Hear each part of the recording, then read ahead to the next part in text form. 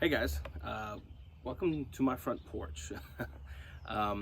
With this week being Holy Week, or if you guys weren't aware, you didn't know, next Sunday is Easter. And one of the cool things that the Bible actually shows us is it shows us kind of the days leading up to Easter, to Sunday.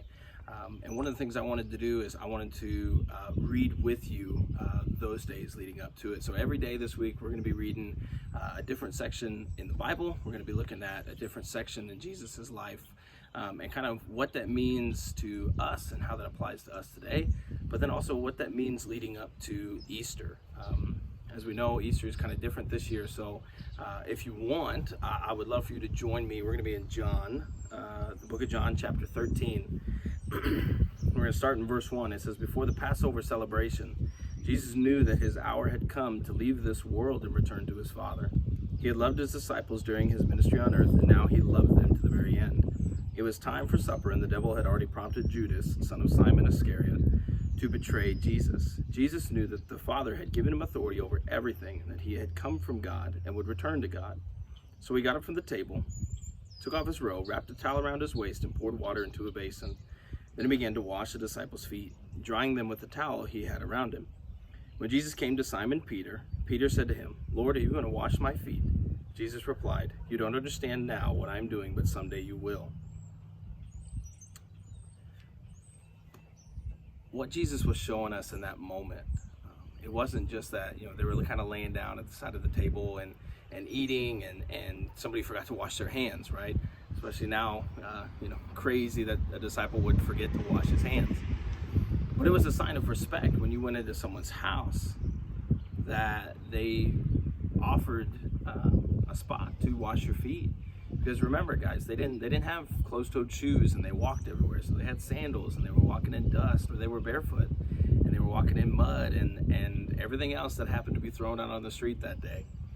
So you can imagine sitting next to somebody, laying down next to somebody, laying next to somebody's feet, probably right here close to their head, what that smell would be like.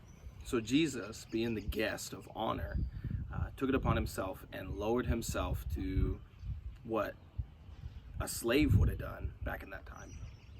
So what does that mean for us? And how do we see Jesus's response to what Peter said?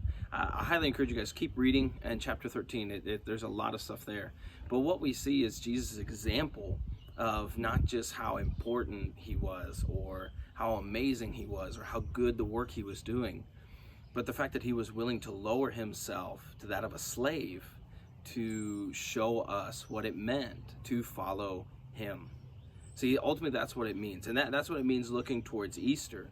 Jesus didn't say, hey, you got to follow a list of rules. He didn't come in and say, you got to do everything perfect. You got to be perfect. You got to act perfect.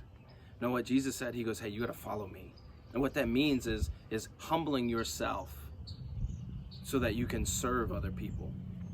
Guys, I know that everyone's in quarantine and everyone's itching to get back to school, see friends and get out and do things. Guys, I've been getting your texts about missing Wednesday nights. Guys, I miss Wednesday nights more than anything. I miss hanging out with you guys.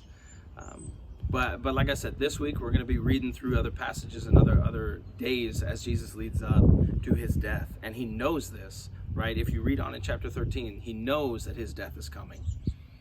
But looking towards Easter, guys, let this be an opportunity to reflect on your own life and reflect on how you're acting and what you're doing. Not just that you're following the list of rules or being a good person, but ask yourself, are you willing to humble yourself to serve another person, just like Jesus did? So here's my challenge to you this week, right? This week, I would love for you to hide your phone somewhere, record yourself helping your parent, helping your brother or your sister, helping somebody in your house without being asked to.